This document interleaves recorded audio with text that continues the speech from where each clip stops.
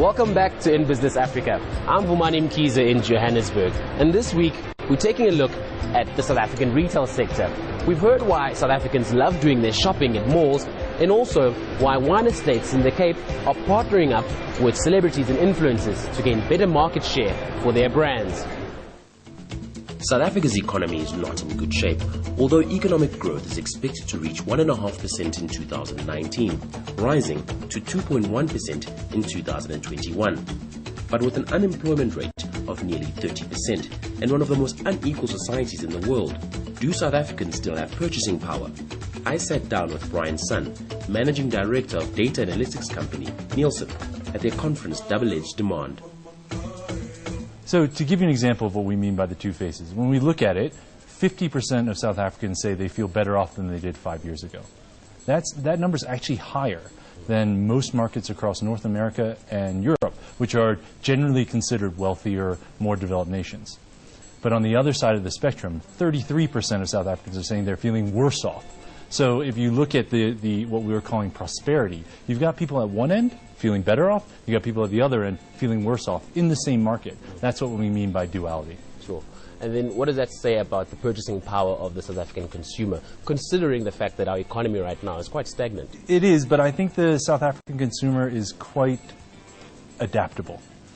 They've found ways to operate within the new normal, which is the economic situation that we find ourselves in. And some of the numbers that we're seeing are playing that out. So we look at something called consumer confidence. Anything over 100 is confident, global average around 105. South Africa generally has been low, in the high 80s, low 90s. But what we've seen over the last couple of quarters is that while it's at 90, it's steady.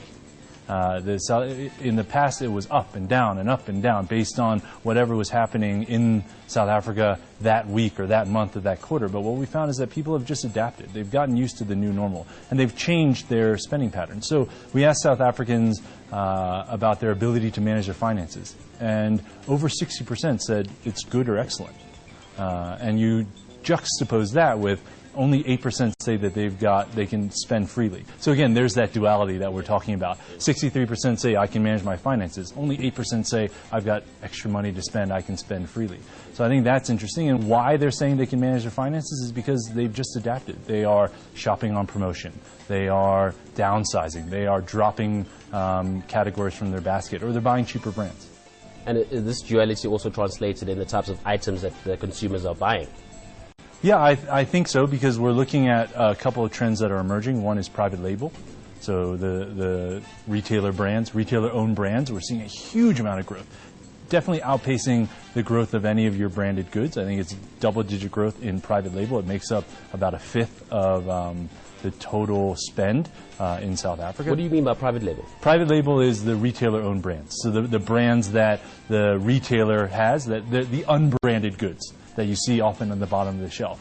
So what we're seeing is that consumers are much more accepting of these brands. They feel the quality is as good as the branded goods. They feel like they're getting more value for their money. So that's one thing that they're doing.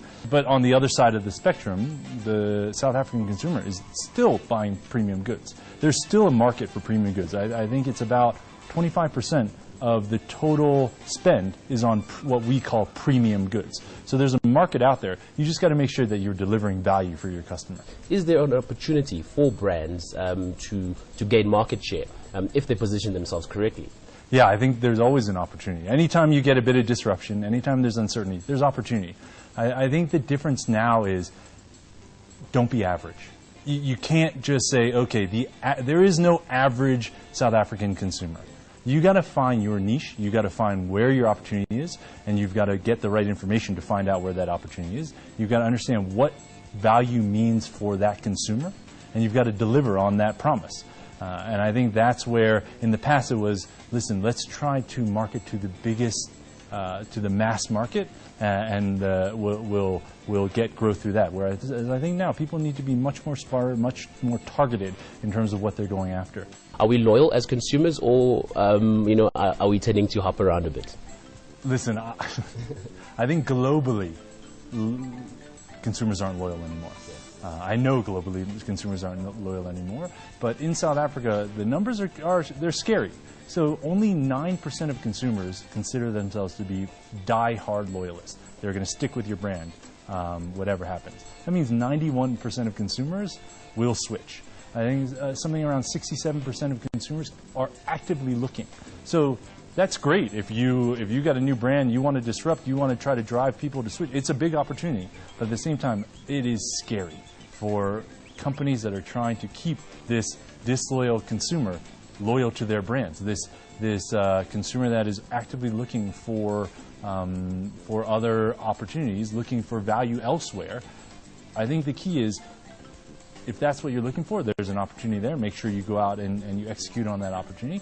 And if you want to keep people with your brands, you got to make sure that you're consistently delivering value to your consumer. Sure. And are established brands consistently delivering that value then to their consumers, considering that they're hopping around so much? I would say there isn't. It's a duality. There are some that are, and there are some that definitely aren't. And we're seeing it play out in the numbers in terms of which brands are there. There are some big brands driving growth in the market, and then there are some big legacy brands that aren't. So I think the number one call out for us is that South Africa is the second most price sensitive country in the world, according to our data. We do a lot of what we call price and promotion studies, looking at price elasticities, looking at what happens when you drop price, do people switch, etc. And what we found is that South Africans are very price sensitive, and I think because they've been trained to be so. So we see that a lot of South Africans will know what the price is. A lot will look, and I think 30% will only shop on promotion, and 22% of consumers said they'll switch stores to find a cheaper brand. And then looking at consumer trends here in South Africa, how similar or different are we to Western Europe, for example? I think the fundamentals remain the same. I think some of the differences are much more price sensitive here, but also more optimistic here in terms of the ability, in terms of feeling well off. So as I said, half of the South African consumer base is saying that they feel better off than they did 5 years ago. That's higher than the European average. Convenience. Are South African consumers sticklers for convenience? Absolutely. Convenience is going to continue to be a key driver for the market in South Africa. If you think about the growth in the population, then you think about urbanization and the amount of people that will live in urban areas. You think about the increase in traffic. You think about the amount of women moving into the workforce.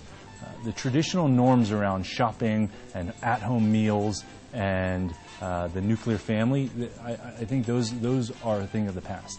And so convenience means different things to different people, and understanding what convenience means to your consumer, whether that is snacking.